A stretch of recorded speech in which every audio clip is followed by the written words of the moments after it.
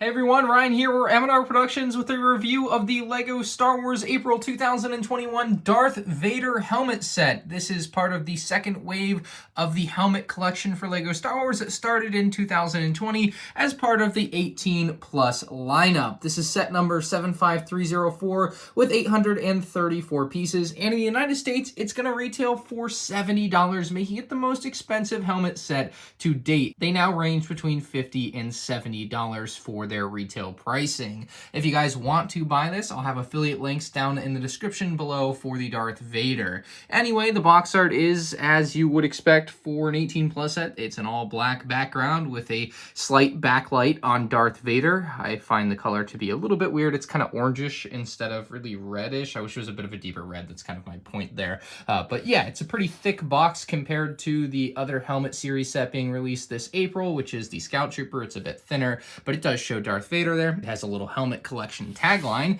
The other side of the box is pretty bland, to be honest. Top of the box says Darth Vader, which is not English if you didn't know. And then we also have a actual size piece there, which is one of the newer pieces that they use to help sculpt the Vader here. The back of the box shows him off with a blue hue behind him in this particular image. And then you have some actual Darth Vader images alongside the size of the Vader helmet. So if you're looking at this in the store and you need to get an idea of what the size of this thing is because you just can't figure it out, it's got the actual dimensions right there. So this Darth Vader, is it good? Is it bad? I don't think it's that great. We're going to take a look at it in depth. The instruction manual is pretty standard for a LEGO Star Wars instruction manual. It's got the character on the front of it, but because this is an 18 plus set, it actually has quite a bit of writing about Darth Vader and the LEGO design on the inside, so that's really fun. You can pause that if you want to read it more in depth, but I always find that to be a relatively great addition to these LEGO instruction manuals. It just adds a little bit of backstory to what you're about to build, which is fun. From what I remember, there was nothing else throughout the instruction manual very notable. I guess it's notable that it's not on a black background for those that enjoy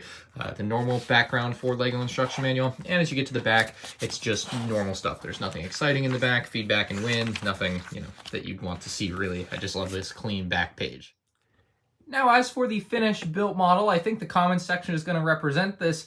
I have a lot of mixed feelings. I think that there are really good aspects to this, and there are some really downright bad aspects about this Darth Vader helmet set that I just don't connect with, that I find to be completely inaccurate to Darth Vader as we know him. And I think we should start with the bad stuff here, and a lot of that comes from, you have like your air intake, which is supposed to be in here.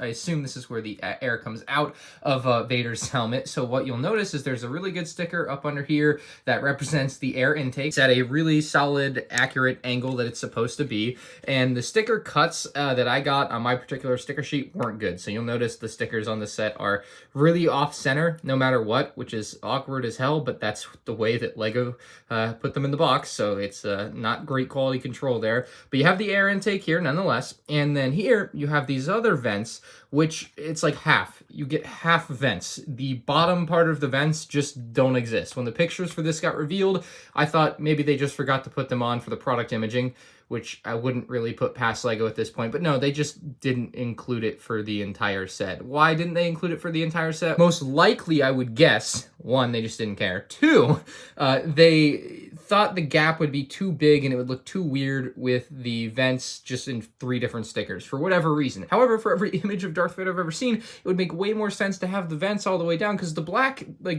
bit here is only supposed to be about this thick anyway, and this should have vents. Now he looks like a chipmunk with like buck teeth or something. It looks very, very awkward. So I'm not a particular fan of that at all. So let me know what you guys think about that one in the comments, but I think just it's objectively inaccurate and bad looking. So that's the way that I look at that particular section. When you're paying $70 for something, I know this isn't like a $500 master replica of Darth Vader's helmet, but can we get a sticker? Like, sheesh, it's not that much to ask for, I feel like. Anyway, we have some, I believe these are atmospheric sensors based off the diagram I'm going off of. And then you actually, these do a nice bit of contouring here, but they actually are functional on Darth Vader as well. The top one being a micro-optic sending unit, and the bottom one being a power relay transmitter for what it's worth. And it's kind of interesting. They do things. So I didn't know that. I learned that trying to do research for this video. So that's pretty cool. They aren't just complete functionless things. They actually do things on the actual helmet. Now, obviously the LEGO helmet ain't transmitting any power. Now you actually have, you have the helmet and you actually have a little bit of beneath the helmet, or really the Darth Vader helmet kind of extends down. If you look at like the real Darth Vader helmet, it kind of extends down. It has a little bit of a lip to it at the bottom. And I originally thought that this Lego model was going to do that really poorly, but what they ended up doing was they kind of recessed it, and it's very, very thin and almost not noticeable, which is kind of the way you want this sort of thing. So there is that little bit of that lip underneath, which is accurate. However, it's really small and well done in that way. I think they did it properly, and I can't really complain about that, which is where you want to be if you're Lego. Now, as for the eyes, I think the eyes, you know, in a lot of these sets, they do the best they can with what they have. That's part of the Lego problem. Not all of the pieces are going to perfectly represent what they're supposed to represent, unlike with a $500 master replica where you literally just mold the helmet the way it exactly looks and you're good to go pretty much. So the eyes, I think, have some issues. They are really loose on there, first off. That's just something that I noticed, and that's just the way it's built. It's actually a really intricate and interesting build on this whole inside, as you would imagine looking at the outside. You can't just get these angles out of nothing with Lego, so it is an interesting and intricate build. However, it comes at a cost, and it looks like he's squinting a little bit, which I don't particularly like. He looks a little bit weird. You know, you get your chipmunk teeth, and then you have your squinting. So a little bit odd there, but I think it's the best they could do with what they had, and I don't think it looks awful as far as the eyes go. I think the eyes look passable. And the rest of the helmet, kind of the top part that goes on him, looks fine. It looks a little bit more like hair than it does Darth Vader's helmet to me, though. Maybe that's a little bit because of the floppy ear type things. Like, just keep them down, you'll be good to go. But I also think the studs don't do Darth Vader justice, because Darth Vader doesn't have studs on his helmet. He's all tiled up. But I think it looks fine. I just think the studs look a little bit weird for Darth Vader, knowing how smooth his helmet is supposed to be. But it's fine. It's not the end of the world. And the curvature of the helmet on the back end is done pretty well with some clips. And it's kind of similar to the 20th anniversary Darth Vader bust that we got in that way. Like this whole mechanism. I was building it. I'm like, where have I seen that for? And I'm like, oh yeah, literally the other Darth Vader from 2 years ago. So that was kind of interesting. And just because we'll pull that whole panel off, and you can see it's just kind of like, it's built like a BrickHeadz on the inside to a degree, except at the front where the eyes and the whole face is built onto, that's a little bit more intricate. But otherwise, it's a pretty standard, easy build. I didn't really enjoy the build necessarily. I made a few mistakes. I was also live streaming it for what it's worth and looking at chat. So, you know, if you're paying attention, you might not have as hard a time as I did. Now, the stand for this is kind of the standard stand for all of the helmet series sets. It's just a basic black base with a little bit of an incline to it. As you get to the middle, where it's just straight up, like, very simple build, and it looks really nice and elegant. Like, that's the way you want it. You basically want the stand to disappear, and it does that. You have the printed Lego Star Wars Darth Vader plate there, which is really great.